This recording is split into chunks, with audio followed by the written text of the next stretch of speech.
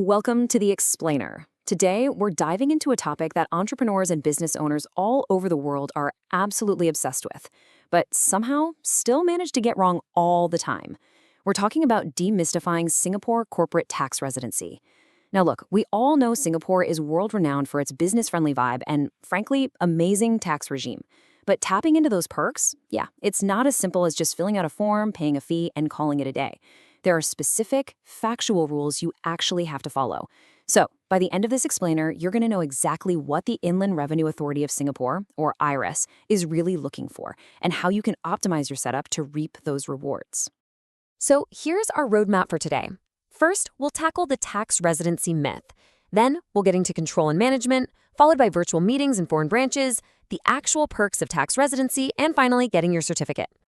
All right, part one. The tax residency myth, fact versus fiction. Let's tackle the absolute biggest misconception people have when setting up shop in Singapore. I really want you to think about this for a second. Does incorporating your company in Singapore automatically make your company a tax resident? I mean, it seems totally logical, right?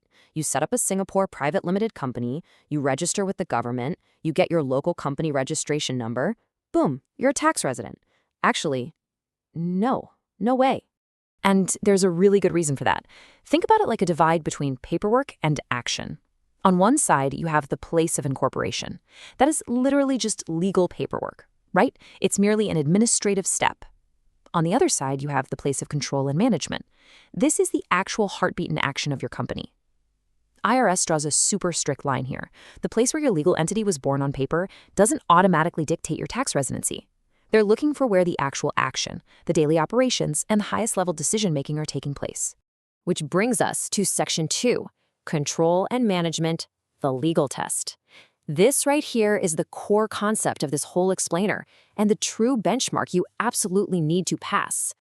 Just take a look at this definition directly from IRS.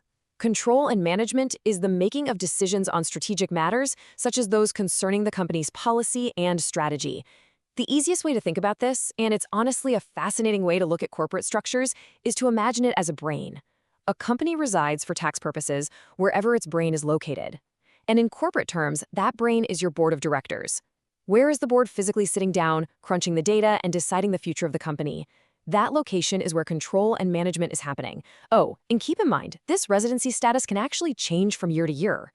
If the brain operates in Singapore throughout 2024, the company is considered a tax resident for the 2025 year of assessment. So the crucial takeaway here is you cannot just fake this with a rubber stamp. IRS is looking for real, factual substance. First and foremost, are the board of directors meetings actually being held in Singapore? But they don't just stop there. They want to see if strategic decisions were genuinely made at those local meetings, or if the board, just met for coffee in Singapore while the real decisions were already hashed out back in London or New York. They're also checking if the directors themselves are based in Singapore and if there are key employees operating locally. It's a holistic look at where the true power and operational control of the company reside. Okay, moving on to Section 3, virtual meetings and foreign branches. Let's talk about modern realities. We all live in an era of Zoom, global talent pools, and pretty complex corporate structures. So how does IRAS handle virtual communication? Let's say your startup team jumps on a Zoom call for a major board meeting. Well, IRAS has some very strict physical presence rules if you want that virtual meeting to actually count toward your Singapore tax residency. Basically, if you're holding a virtual board meeting, you have to ensure that at least 50% of the directors authorized to make those strategic decisions are physically present in Singapore during that exact call. Alternatively, if your company has an appointed chairman of the board, that chairman literally has to be in Singapore. If you don't hit at least one of those two conditions, that virtual meeting isn't going to help your case for local tax residency at all. Now, you might be wondering, what about foreign-owned entities? Well, for foreign-owned investment holding companies, meaning 50% or more of the shares are held by foreign companies or non-citizens, and for non-Singapore incorporated branches, the default tax status is actually non-resident. Why? Because IRS naturally assumes these entities are just acting on the instructions of their foreign parents. Essentially, the brain is assumed to be overseas. But there is an exception to the rule. Both of these entity types can still apply and be treated as Singapore tax residents, provided they satisfy certain strict conditions and prove that their control and management is in fact localized right here in Singapore. All right, Section 4, the perks of tax residency. We're talking financial benefits. Why go through all this effort to fly your directors into Singapore for board meetings? Well, the incentives are absolutely massive. Just imagine taking your hard-earned global income and actually keeping more of it to grow your business. Being a tax resident unlocks benefits that non-residents simply do not get. First off, you get access to Singapore's extensive network of avoidance of double taxation agreements, or DTAs. Basically, this means you legally avoid being taxed twice on the exact same global income. Huge, right? Second, you get access to Section 13(8) tax exemptions, which can exempt specified foreign-sourced income, like dividends and foreign branch profits, from being taxed in Singapore. You also get access to foreign tax credits and, crucially for the entrepreneurs out there, really lucrative tax exemptions specifically designed for new startup companies. And to validate just how powerful this is, listen to this direct quote from the Inland Revenue Authority of Singapore itself. Quote, "Tax resident companies enjoy certain benefits, such as exemption or reduction in tax imposed on specified foreign income." End quote. I mean, this isn't some shady loophole. It is an explicit reward designed by the tax authority to benefit companies that genuinely anchor their strategic decision-making within Singapore's borders. Which leads us nicely into Section 5, getting your certificate. So you've held your local board meetings, you've made your strategic decisions. How do you actually prove your resident status to the rest of the world?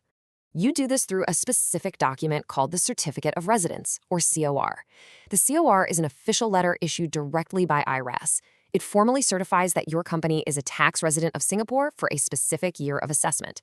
Now, why do you even need this? Because if you want to claim all those amazing double taxation agreement benefits we just talked about with a foreign jurisdiction, well, that foreign tax authority is going to demand proof. So the COR is basically your golden ticket. It's your officially sanctioned proof to foreign governments that your corporate brain is legally residing in Singapore. Which leaves us with this final, honestly, pretty vital question for you. Where is your next strategic decision happening? Because, as we've seen throughout this whole explainer, the location of your next board meeting isn't just about travel convenience. It's a fundamental tax decision. It literally dictates whether you are merely incorporated on paper or whether you're a true tax resident positioned to unlock Singapore's world-class financial advantages. So take a really close look at your corporate governance today and make sure your actual operations align with your overall tax strategy. Thanks so much for joining me on this explainer, and as always, keep learning.